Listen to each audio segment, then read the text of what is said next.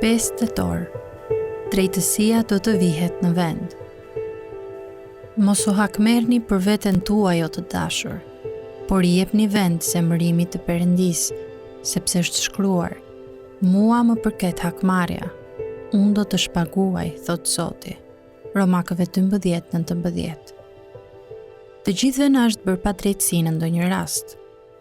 Ndoshta shumica prej jush ka përjetuar një padrejtësi të madhe nga dikush që kur nuk ju kërkoi falje ose nuk bëri mjaftueshëm për t'i rregulluar gjërat.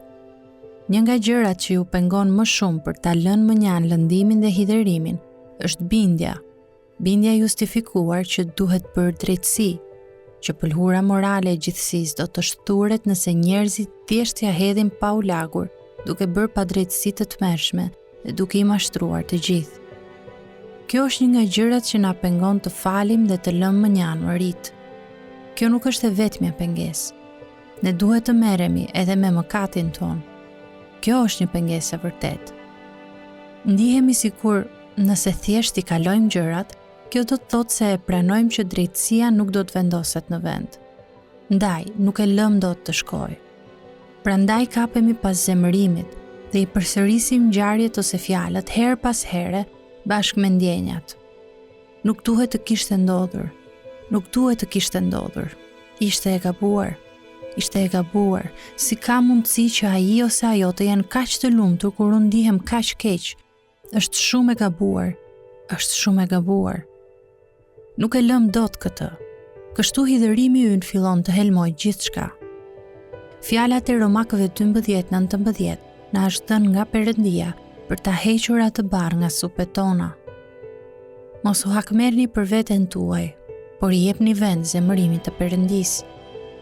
Çfarë do të thotë kjo për ty? Ta ulësh poshtë barrën e zemërimit, ta braktisësh zakonin e ushqyerjes së lëndimit tënd me ndjenjat e padrejtësisë që të është bërë. Ta lësh mënjan, nuk do të thotë se nuk të është bërë ndonjë padrejtësi e madhe. Në fakt, po. Por gjithashtu kjo nuk do të thotë se nuk ka drejtësi. Nuk do të thotë se nuk do të jepet e drejta. Nuk do të thotë se ata shpëtuan pa u lagur. Jo, nuk kanë shpëtuar. Kjo do të thotë se kur ti e ul poshtë barrën e hakmarrjes, Perëndia do ta marrë atë barr. Kjo nuk është një mënyrë e maskuar për të marrë hak.